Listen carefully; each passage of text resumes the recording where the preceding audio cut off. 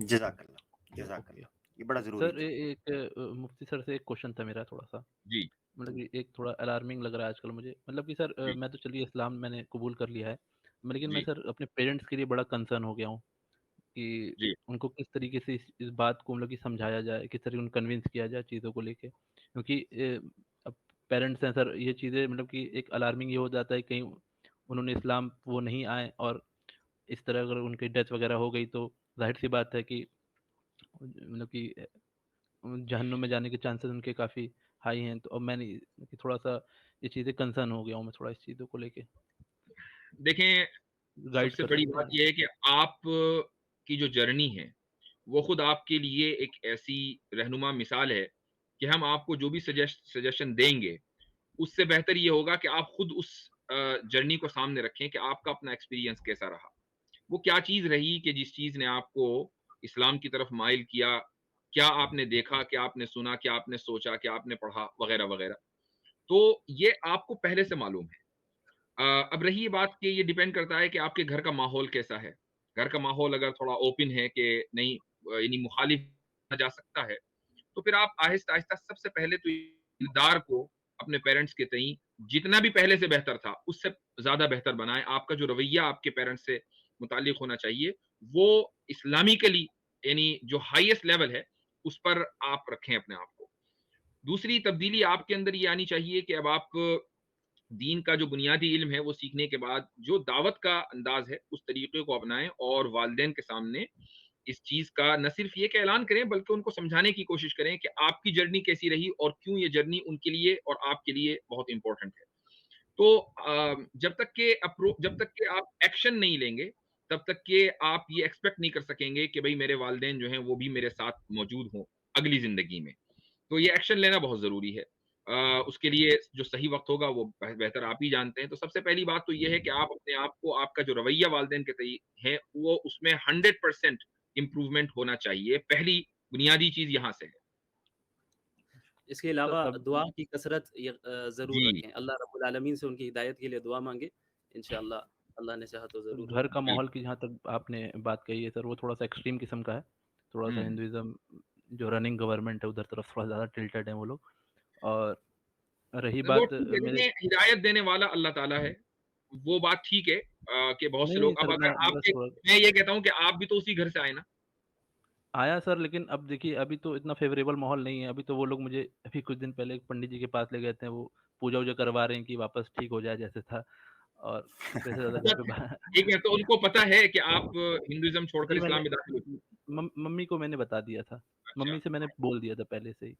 अच्छा, अच्छा, तो उन्होंने तो पूजा-वूजा का शुरुआत करवा दी है। पूजा-वूजा उ हाँ, उन्होंने 1-2 दिन उन्होंने पहले कर उन्होंने दिया था। कहा उन्होंने कहा होगा अनर्थ हो ही गए हो, हैं? असल में सर जी, जॉइंट वैसे फैमिली है ना, तो ज़्यादा प्रेशर हो जी। जाता है।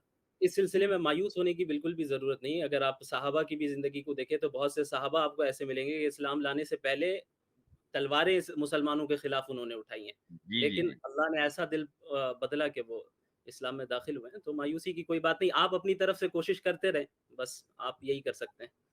भई हम ये हाँ देखते सर। हैं ना कि अंबिया की जो ज़िंदगी है, कि हज़रत इब्राहीम के बाप ने इस्लाम कबूल नहीं किया, हज़रत नूह के बेटे ने इस्लाम कबूल नहीं किया, रसूलुल्लाह सल्लल्लाहु अलैहि वसल्लम के कुछ चचाओं ने इस्लाम कबूल नहीं किया।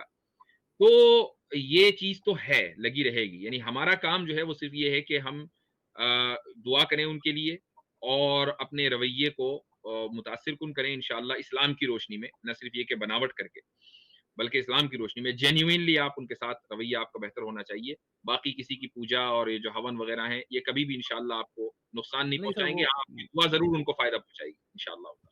मैं घर पे था नहीं, उन्होंने अपने तरीके से ही करवाया था। उनको लग रहा था कि मुझ पे कुछ वो भी जादू उनकी टोना हो मोहब्बत रहा है।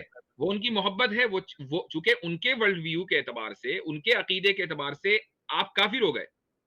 हुँ, हुँ। यानी काफ़िर है। जी। किसको कहते हैं? जिस बिलीवर को अब आपने उनके बिलीव को ख़त्म करके अब आप काफ़िर हो चुके हैं उनके एतबार से। तो ज़ाहिर है कि उनको तो दुआ माँगनी है, अब उनकी दुआ का तरीका प्रॉब्लम ये वो हो है। रही है ना सर कि अब फैमिली फंक्शन हो गया, अब जैसे कि दीपावली आ रही है अभी, हुँ, कुछ ही वीक्स दूर है। अब उसमें अब अभी तो घर पे नहीं हूँ मैं, कॉलेज में हूँ। अब मुझे जाना पड़ेगा, उन चीज़ों में इन्वॉल्व होना पड़ेगा जो कि मैं नहीं चाह रहा हूँ। और हुँ, वो प्रेशर क्रिएट किया जा रहा है मुझे, मतलब कि सिब्लिंग्स हैं मेरे और हुँ, भी हुँ, हैं हुँ। घर में, जॉइंट फैमिली है तो सबकी तरफ से प्रेशर आ रहा है धीरे-धीरे कि घर पे आना है, जी, पूजा में बैठना है। और हुँ। पटाखे देखिए जलाने यही हैं। चीजें हैं कि यहाँ पर इंसान की इस्तिकामत का इम्तिहान होता है। मैं आपको हरगिज ये नहीं कहूंगा कि नहीं जी आप चले जाएं। ये जो ये वाला फेक वाला इस्लाम जो है ना, ये नुकसान पहुंचाने वाला है। इस्तिकामत का इम्तिहान ऐसी मौके पर होता है कि जब एक तरफ खुदा का हुक्म हो और दूसरी तरफ फैमिली का प्रेशर हो, तो आदमी किस चीज को तरजीह देगा? अगर फैमिली का प्रेशर ये होता कि फला रिश्तेदार हॉस्पिटल में है, उसकी इयादत के लिए जाना है, तो आपको मैं कहता कि आपको फौरी तौर पर जाना चाहिए, चूंकि इस्लाम का हुक्म यही है और रसूलुल्लाह सल्लल्लाहु अलैहि वसल्लम की सुन्नत यही है।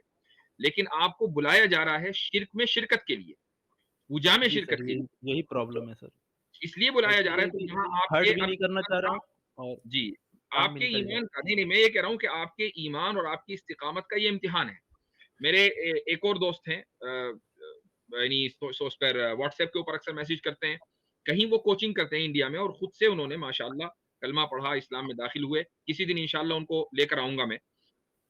तो उनका भी यही मसला है, वो मुझे बताने लगे कि भई घर से प्रेशर है कि आना है दिवाली के मौके पर, लेकिन मैंने तो कोचिंग का बहाना मार दिया कि जी रिजर्वेशन नहीं मिल रहा, ये नहीं मिल रहा। यानी गोया कि उन्होंने तरीका निकाला कि वो दिवाली पर न पहुंचे वहां। तो कुछ ना कुछ आपको कुछ तरह का तरीका निकालना पड़ेगा, लेकिन बहरहाल आप अपनी इस इस्तिकामत से आपको नहीं हटना है